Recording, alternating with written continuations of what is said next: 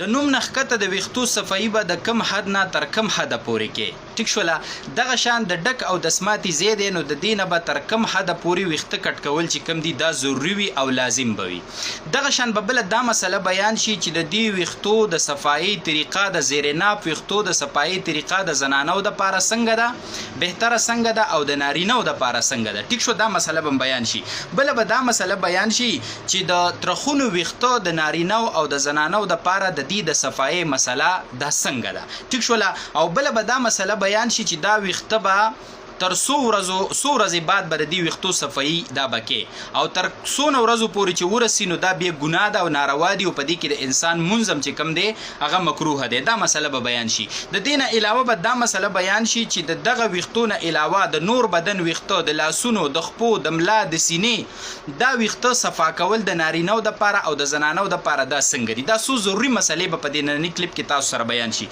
ګوره، اول مسله دا ده چې د نوم نښکته ویښته د کم حد نه کم حده پورې صفا کول دي. نو ګوره، کله چې دا انسان د خپو په سر باندې کینی کنه نو د دې نوم نه لاندې یو موړه جوړه شي د غوښې، یو موړه په دې خېټه کې جوړه شي د دغه موړې نه ښکته تر اندام مخصوصه پورې چاپیره دا ځای صفا کول د ویښتو دا چې کم دی ضروري دي. او د ورانانو هغه حصه چې کمې ته د نجاست لګېدو د پلیتۍ لګېدو خطره وي نو د ورانانو هغه حصه صفا کول هم څه دي دا ضروري دي.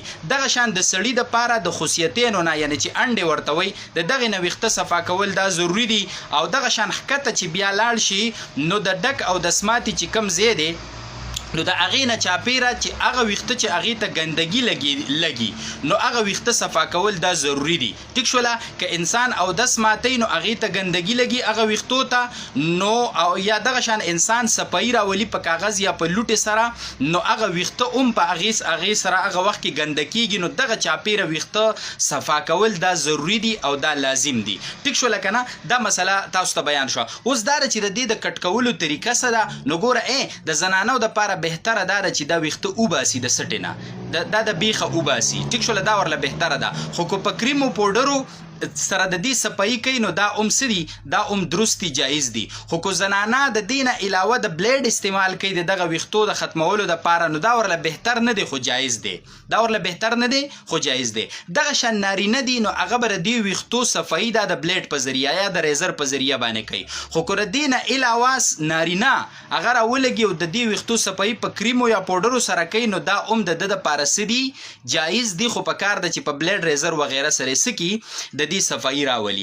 دا مسله خو شوه. اوس مسله دا ده چې د ترخونو ویښته دي نو د ترخونو ویښته ګوره د نارینهو دپاره هم او د زنانو دپاره هم دا ویستل دي، کټ کول نه دي چې په بلیډ سره دا چې کم دی خرول نه دي، دا ویستل دي د ترخونو ویښته چونکې دا د دې سره نه سیوا کېږي او دې سره صفایي هم خرازي.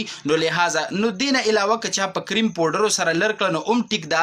خو د نارینه دي او که زنانه دي نو د دواړو دپاره دا ویښته چې کم دی دا ویستل دا بهتر طریقه ده. اوس راشه د دې ورځې وښایه نو ګوره هره هفته د دې ویښتو صفایي چې کومه ده نو دا مستحب عمل دی. بیا د جمعې په ورځ باندې بهتره او افضله ده. دغه شان 15 ورځو پورې. خو زیات نه زیات چې کوم دی 40 دن ته چې دا ورسي نو د دې نه پس به دا مکروه وي. ګورې، مکروه تحریمي وي او دا انسان به سخت ګناهګاري او چې دی مونځ کوي نو د ده مونځ به هم څه دا به مکروه وي. نو 40 دن ته به یې نه رسېده. هغې نه مخکې د دې ویښتو صفایي کول په دغه طریقه باندې د دې کټ کول دا چې کوم دی په کار دي.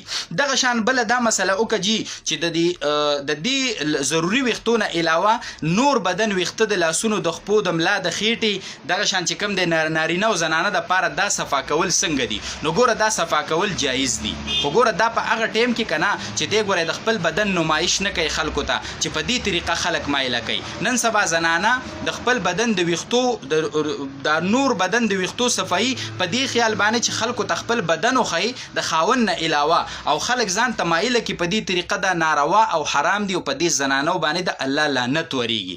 او دغه شان که کم الکان نن سبا دا نوي الکان دا طریقې کوي چې د خپل بدن دا نور ویښته هم صفا کوي او د دې دپاره چې د خپل بدن نمایش وکړي خلکو ته نارینه یا زنانه په دې طریقه ځان ته رامایله کړي دا بالکل حرام او ناروا دي. که د چا دا نیت نه وي او هسې د خپل بدن دا نور ویښته صفا کوي نو صفا کولی شي.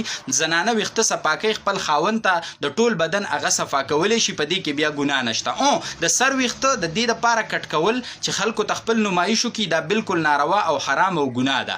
هو د وریځو ویښته چې کوم دي دا نه د نارینهو دپاره ویستل جایز دي او نه د زنانو دپاره، او په حدیثو کې خاص کر په دغه زنانو د الله لعنت ویلی چې کوم وریځې نری کوي او د وریځو ویښته اوباسي. ټیک شوله، یا د وریځو در منځه ویښته اوباسي. او یا نن سبا الکانو دا عادت جوړ شوی چې هغوی رالګي او د وریځو ویښته اوباسي او د وریځو نه نري نري څه جوړوي، سلیان ترې نه جوړوي. نو دا مسله ځان سره یاد ساتئ، دا ضروري یاد ساتئ او دا ضروري د ملګرو سره شیر کوئ، نن سبا نوجوانانو سره شیر کوئ، د زنانو سره شیر کوئ چې په دې مسله باندې دوی پوه شي او په دې مسله کې چې کومه زده کړه ده نو چې هغه زده کړه دوی څه کړي، هغه حاصله کړي. وصلی الله علی النبی